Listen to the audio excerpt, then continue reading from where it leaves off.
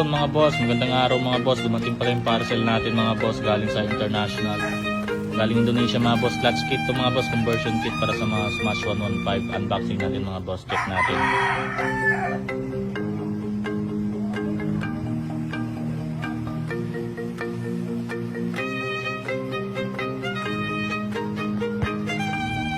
Baklasin muna natin mga boss yung stock na crankcase cover ni Elpobre na naka-clutch kit DIY mga boss.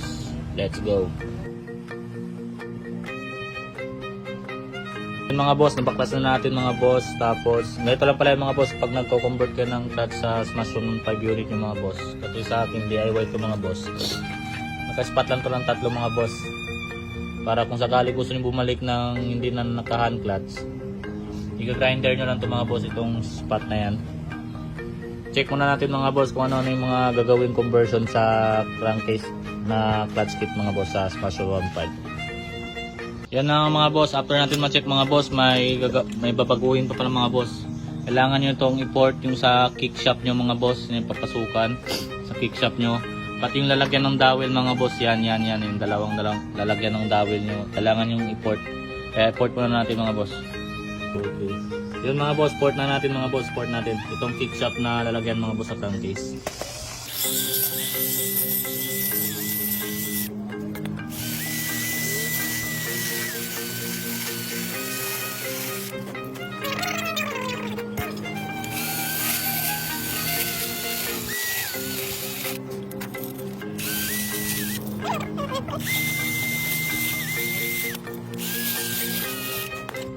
Yun mga boss, nakabit na natin mga boss yung clutch kit mga boss, yung clutch kit ng Smash 115. Ito na mga boss, yan. Yan. Ito na yung playbook mga boss, oh. Solid mga boss. Nakadalawang spring yan mga boss, pero magaan pa rin. Yan. I-repaint pa natin ito mga boss, itong clutch kit. Babalik natin yung black kasi naka-black po sa kabila eh. Kaya gagawin natin black din dito mga boss. Lagyan natin ng gasket muna mga boss, tapos change oil. Lagyan natin ng mga bolt. Balik natin yung footrest. Yun lang mga boss.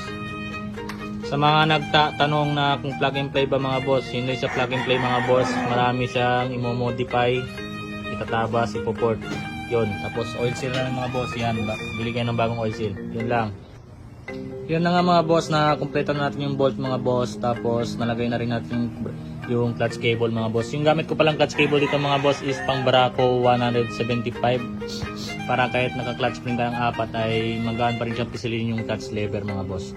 Tapos mga boss, sa mga naka-clutch kit na dyan, patanong naman mga boss, pa-comment naman sa comment section kung anong size ng bolt na nilagay nyo rito sa oil plug nyo, sa oil nyo mga boss, kung saan kayo nagsasalin ng langis.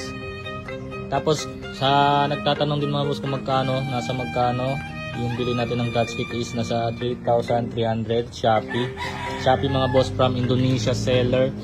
Wala silang cash on delivery, pan lang sila mga boss, payment first via GCash or bank transfer.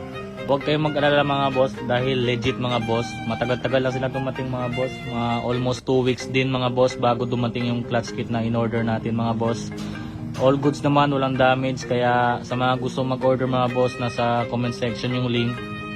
Tapos waiting na lang tayo mga boss sa pipe na in-order natin mga boss para sa unit natin. Kasi